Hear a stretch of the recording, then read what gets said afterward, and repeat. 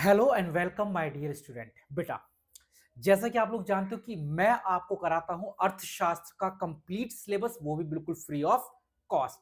तो जितने भी ऐसे स्टूडेंट हैं जिन्हें अर्थशास्त्र पढ़ना है, फ्री में पढ़ना है और साथ में अपना कंप्लीट सिलेबस करना है ताकि एग्जाम में अच्छे नंबर ला सकें, तो मेरे बच्चे आप हमारे चैनल को लाइक और सब्सक्राइब कर सकते हैं और साथ में अपने दोस्तों के साथ भी हमारी इन वीडियो को शेयर कर सकते हैं। तो चलिएगा, बिना टाइम को वेस्ट किए स्टार्ट करते हैं अपना आज का चैप्टर। और जो आज का चैप्टर होने वाला है बेटा, वो है भुगतान शेष यानी कि बैलेंस ऑफ पेमेंट। बेटा, ये चैप्टर अपने आप में इंपॉर्टेंट है और गारंटी है कि इतना इजी चैप्टर है ये कि अगर आपने सिर्फ मेरी क्लास ले ली, आपने सिर्फ मेरी क्लास सुन ली, मैं ये नहीं कह रहा हूं रटना है, मैं ये नहीं कह रहा कि लिखना है, मैं कह रहा हूं सिर्फ सुन लो। और नोट्स के लिए या तो मैं आपके पास पीडीएफ भेज दूंगा बेटा, जो लोग ग्रुप से जुड़े हुए हैं, और जो लोग ग्रुप से नहीं जुड़े हुए हैं उनके लिए बेटा मैंने बोला कि आप चाहो तो स्क्रीनशॉट क्लिक कर लेना, सारे नोट्स आपको यहीं पर मिल जाएंगे। अब आज का चैप्टर, चैप्टर का नाम क्या है बेटा? चैप्टर का नाम है भुगतान शेष। तो जल्दी से अपने अपने हेडफोन लगाओ और अपनी जहां भी आपके पास बेंच है, बेंच, कुर्सी है, कुर्सी, और सबसे बढ़िया तरीका बताता हूं बेटा, अगर आपको पढ़ना है तो चेयर लो, मेज लो, वहां पर बैठो, वीडियो रखो, कॉपी साथ में लो, पेन साथ में लो, ऐसे पढ़ो जैसे कि ट्यूशन जा रहे हो। ये मत सोचो कि सर फ्री में पढ़ा रहे हैं तो ऐसी बैठकर लेटकर पढ़ने, अगर बैठकर पढ़ोगे ना बेटा तो मजा अलग आएगा। ये मानकर चलो सर फीस ले रहे हैं, बाकी मैं फ्री पढ़ाता हूं, पर ये मानकर चलो सर फीस ले रहे हैं और फीस को अदा करना है, उसके लिए आपको थोड़ा सा सुनना होगा, बिल्कुल सीरियस होकर। तो चलिएगा, आते हैं अपने चैप्टर पर। और चैप्टर का नाम बेटा हमारे पास क्या है? भुगतान शेष, या कह सकते हैं बेटा बैलेंस ऑफ पेमेंट। अब चूंकि चैप्टर है भुगतान शेष, तो सबसे पहला प्रश्न हमारा यही बनता है कि sir what is balance of payment, यानी कि ये भुगतान शेष सर होता क्या है? सर ये बता दो भुगतान शेष क्या होता है। तो मेरे बच्चे सिर्फ सुनना है, मैं ये नहीं कह रहा हूं रटना है, सिर्फ सुनना है, याद तुम्हें हो जाएगा। तुम मुझे चैलेंज दो कि सर हमें याद करके दिखा दो, मैं आपको चैलेंज दे रहा हूं कि हां, आप कितनी कोशिश कर लो याद ना करने की, याद हो जाएगा। कैसे? भुगतान शेष की बात करते हैं बेटा। मान लो ये है इंडिया। क्या है ये? इंडिया। कहोगे हम तो हिंदी मीडियम के, अरे भाई भारत लिख लो। ये है इंडिया और ये है बाकी सारे देश, चाइना, अमेरिका, पाकिस्तान, अफगानिस्तान। कहोगे सर पाकिस्तान तो इधर है, अरे मैं नक्शा नहीं पढ़ा रहा हूं आपको, मैं बता रहा हूं बेटा, ये इंडिया है और ये बाकी सारे देश हैं। इन बाकी सारे देश को बेटा मैं इंग्लिश में बोलता हूं रेस्ट ऑफ वर्ल्ड, और हिंदी बेटा मैं कहता हूं शेष विश्व। क्या बोला जाएगा इसे? शेष विश्व। भारत के अलावा बचे कुछ सभी देशों को मैं क्या बोल सकता हूं? शेष विश्व।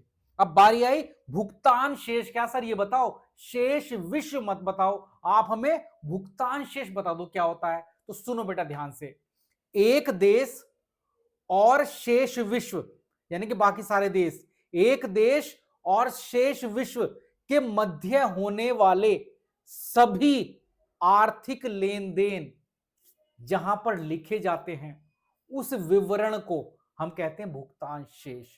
को सब बिल्कुल समझ में नहीं आया? चलो भाई बताता हूं। भुगतान शेष बेटा एक विवरण होता है, इतना तो आया। भुगतान शेष एक विवरण होता है। क्योंकि सर विवरण किसे बोलते हैं बेटा? कागज पर कुछ चीजों को लिख दो, वो विवरण है। कागज पर सामान बेचा, सामान खरीदा, कुछ भी लिख दो बेटा, वो इसी को विवरण कह देते हैं, है ना? तो भुगतान शेष एक विवरण होता है। भुगतान शेष एक विवरण होता है किस चीज का? ये विवरण है एक देश और शेष विश्व, एक देश और शेष विश्व के मध्य होने वाले सभी आर्थिक लेन देन का। मतलब हमारा देश विदेश में जो सामान बेचेगा, विदेश वाले जो हमारे यहां सामान बेचेंगे, हमने अमेरिका में सामान बेचा, पाकिस्तान में सामान बेचा, चाइना में सामान बेचा, कुछ चाइना वालों ने हमारे यहां सामान बेचा, अमेरिका ने कुछ हमारे यहां सामान बेचा, जापान ने कुछ हमारे यहां सामान बेचा। तो हमारे और शेष विश्व में जितने भी लेन देन हो रहे हैं, उन सभी लेन देन का जो लेखा है, उन सभी लेन देन का जो विवरण है, उसी को हम बोलते हैं भुगतान शेष। तो भुगतान शेष क्या है? एक विवरण होता है जिसमें एक देश और शेष विश्व के मध्य होने वाले सभी आर्थिक लेन देन लिखे जाते हैं। कहोगे सर ये आर्थिक लेन देन क्यों बोल रहे हो? बेटा एक तो वो लेन देन, एक वो आर्थिक लेन देन। आर्थिक लेन देन का मतलब होता है बेटा जो धन से संबंधित होते हैं, पैसे से संबंधित होते हैं बेटा, उन्हें बोलते हैं आर्थिक लेन देन, है ना।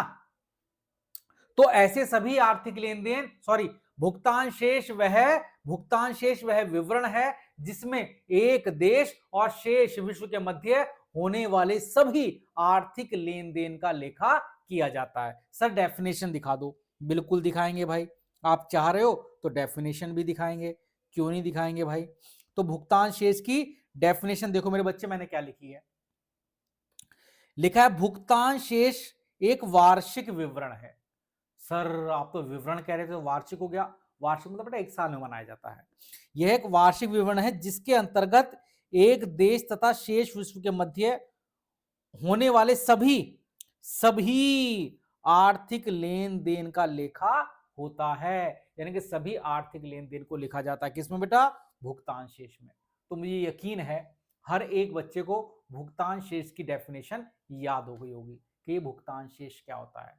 भुगतान शेष वह लेखा है जिसमें एक देश और शेष विश्व के मध्य सभी आर्थिक लेन देन को लिखा जाता है।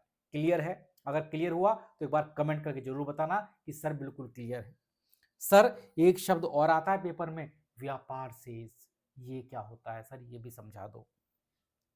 तो भैया भुगतान शेष का मतलब क्या था?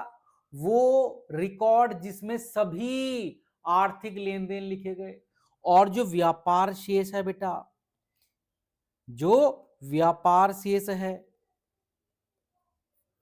ये समझ लो भुगतान शेष का छोटा वाला भैया है।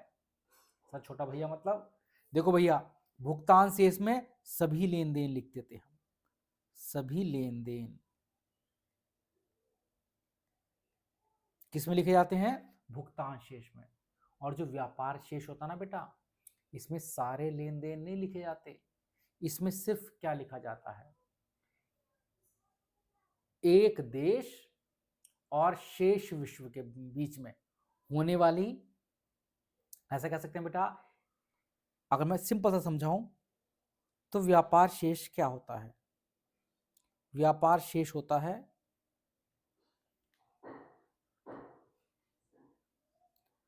दृश्य